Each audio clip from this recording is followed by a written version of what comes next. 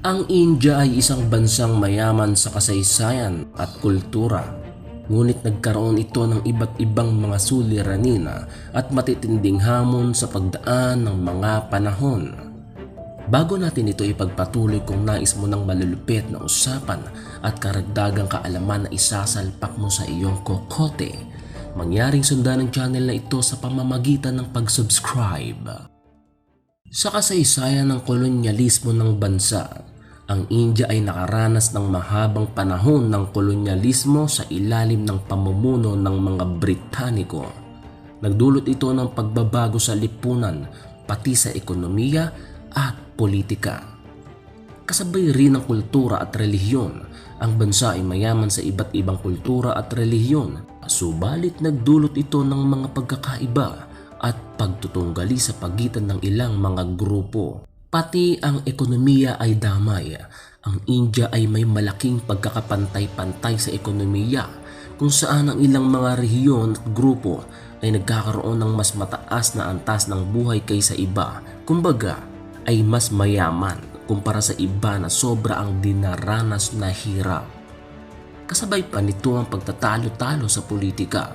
Ang bansa ay may malakas na politika, kung saan ang mga partido at grupo ay nagtutunggali para sa kapangyarihan, nag-uunahan kung sino ang uupo sa pinakamataas.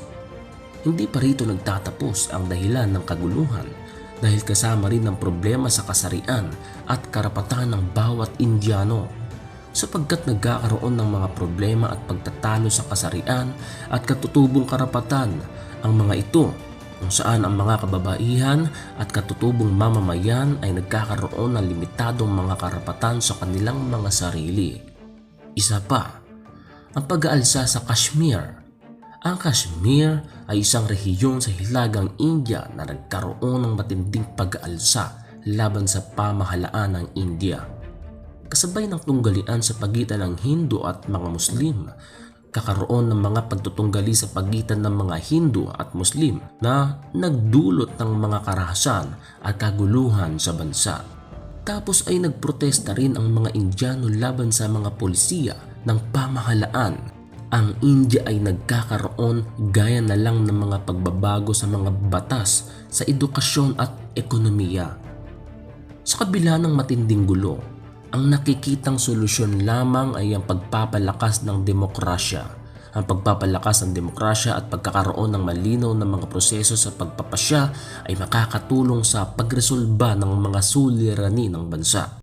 Dapat din pabutihin ng ekonomiya at pagkakaroon ng mas mataas na antas ng buhay ay makakatulong sa pagresolba sa mga problema ng kanilang bansa.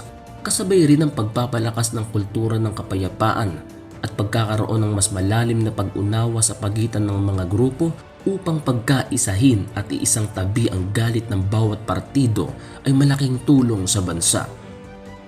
Ang kaguluhan sa India ay isang komplikadong problema na nagkakaroon ng iba't ibang mga dahilan at solusyon.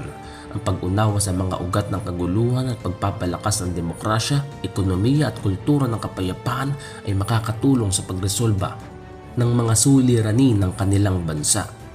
Tandaan na ang bawat bagay sa mundo ay may paliwanag, nakaraan man o kasalukuyan.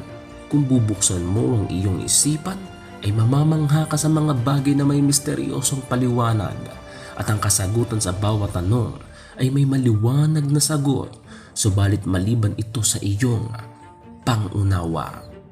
Kung gusto mo pa ng mga ganitong usapang may kabuluhan at aral, manatiling nakasubaybay. Ito ang Daily History.